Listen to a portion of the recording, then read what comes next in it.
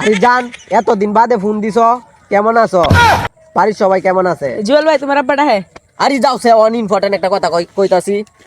জুয়েল ভাই তোমার আব্বাটা হ্যাঁ? আরে যা কি করে কেন্দা? আরে আব বান্ধে আরে কেন্দা সম্মান লিখতে আমারে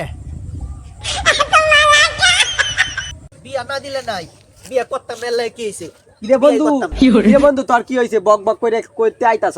আজারে কথা কোয়ার সময় নাই গেছলাম বিয়া করতাম বিয়া তো দিলই না আর মনে হল যে ফ্যান খুলে রাখে দিছে পরে আমি কি হচ্ছি জানোস নি হেরা বাইতে লঙ্গি লুয়া লুয়া হচ্ছি কি করতাম বন্ধু 3 দিন তোর বাড়িতে গেলাম দেখা পাইলাম না বন্ধু 3 কি দিন করে বন্ধু, কি কস বন্ধু রাইতে পার্টি দেওয়ার জন্য একটা কাশি রেডি করছি। কি কস বন্ধু খাসি কই কাশি তো পিস পিস কইরা ফ্রিজে রাইখা দিছি। তা তো বালাকামি করছস আজকে সারা রাত পার্টি দিমু পার্টি সেই মনে হইব সুমন ভাই তোমার কাশি তো ভালো যাইতেছে না। কি কস কাশি খাস না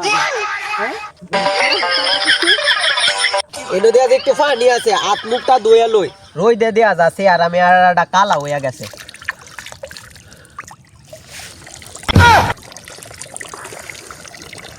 কি করে কামটা করলো কি? আল্লাহ কামটা করলো।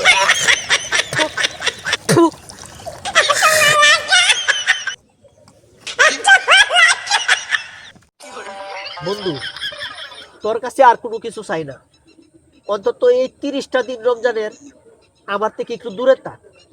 তুই আমারে দিয়ে অনেক কিছু করাইছস, কি করে সবে বরাতে রাতেও তুই আমারে ছাড়স নাই, ওই রাতেও তুই আমারে ডাব চুরি করাইছস।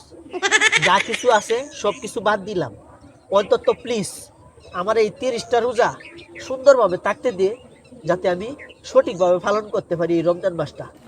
বন্ধু, এই রোজাই তো আমার অন্যরকম প্ল্যান। দুইজনে মিললে রোজাদারের সামনে আলুর চপ খাইয়াম, বেগুনি খাইয়াম। যাইতে তুই আমার লাত মেরে ভালো দিস না, তোর লগে আমার ঈদের দিনে দেয়া হইতাছে। মনে তাই আছে বন্ধু, আমি তো আজকে বাথরুমও গেছি মোবাইল ছাড়া। এতক্ষণ যুদ্ধের ময়দানে কেমনে ছিলি? কি করে এটাই তো বুঝতা না, this is power bro, this is power.